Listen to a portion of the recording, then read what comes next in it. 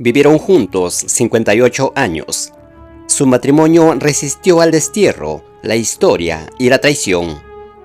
Pero esta historia de amor real, que lo resistió todo, comenzó así.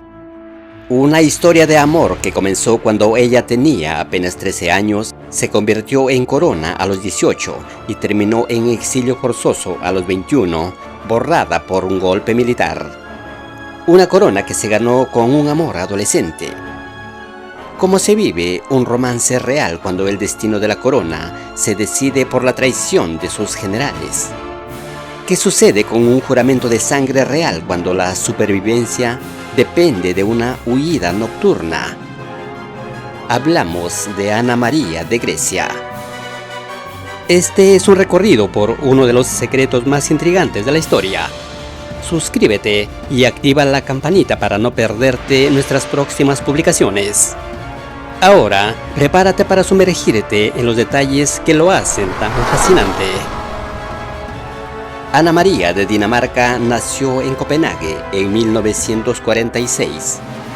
Era la hija menor de los reyes Federico IX e Ingrid, criada en un ambiente estable, protegido y sin presiones sucesorias. Su destino estaba claro, una vida dentro de la realeza danesa. Sí, pero lejos de cualquier corona extranjera. Ni su familia ni ella imaginaban otra ruta.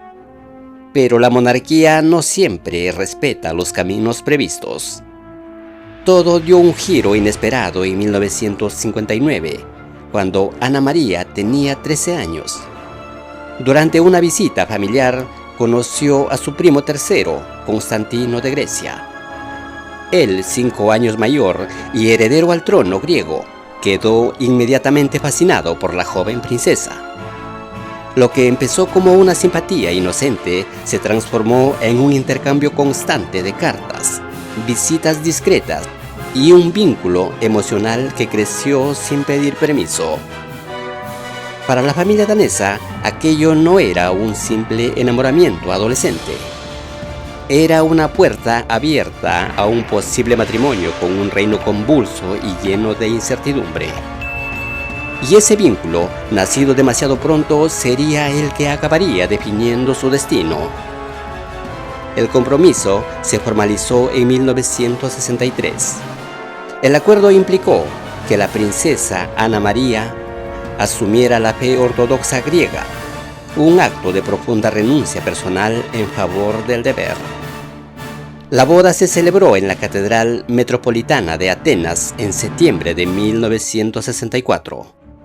El evento fue de una pompa inigualable. El mundo observó cómo, a sus 18 años, se convertía en la reina de los helenos. Era la monarca más joven de Europa. El matrimonio no fue solo una unión de personas, sino una unión política de reinos. La carga del protocolo cayó sobre sus hombros con una rapidez brutal. Ella debía ser la cara de una monarquía que intentaba desesperadamente proyectar modernidad y estabilidad, mientras el sistema político se desmoronaba. Su vida se redujo a la agenda de actos oficiales, audiencias y giras. El palacio era su escenario, la política su amenaza constante. La corona era pesada, no por el oro, sino por la precariedad del trono que sostenía. En los primeros años, Ana María se concentró en la familia y el deber social. Nacieron sus hijos, asegurando la línea de sucesión, y ella se dedicó activamente a la Fundación Ana María, asistiendo a las comunidades rurales. Pero la estabilidad era una ilusión. Constantino se encontraba enfrascado en una pugna de poder con el primer ministro. La monarquía griega operaba en medio de una turbulencia política constante. Los rumores de un posible levantamiento militar crecían en los círculos del poder. El trono griego era un foco de inestabilidad crónica, y la joven reina vivía en el ojo del huracán. Aunque la familia se presentaba unida, la atmósfera en Atenas se volvía irrespirable. En el palacio se discutían reformas constitucionales, Afuera, en los cuarteles, la lealtad se ponía a prueba y se tejían complots que amenazaban con arrancar la corona de raíz.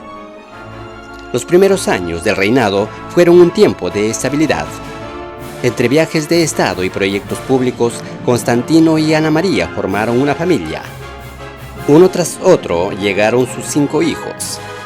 Primero Alesia, luego Pablo, después Nicolaos, más tarde Teodora y por último Felipe. Cada nacimiento reforzaba el vínculo familiar. Hubo momentos discretos, viajes privados, reuniones en los jardines del palacio de Tátoi, cenas donde el protocolo cedía paso a la intimidad. Eran Constantino y Ana María, una pareja que había iniciado su relación años atrás y que ahora veía crecer a sus hijos entre salones oficiales y espacios privados. Mientras la política en Atenas se mantenía en tensión, dentro del círculo familiar existía un espacio de calma.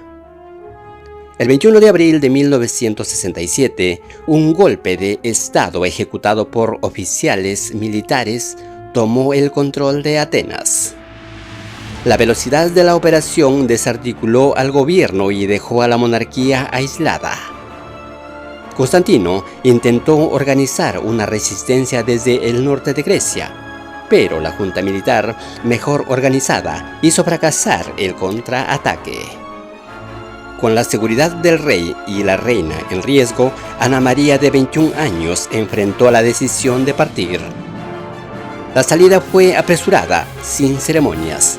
Cruzaron la frontera con sus hijos y solicitaron asilo político. Aquel día, la traición militar cambió el curso de la historia. Un juramento matrimonial real terminó en la pérdida de la corona y el inicio de un exilio.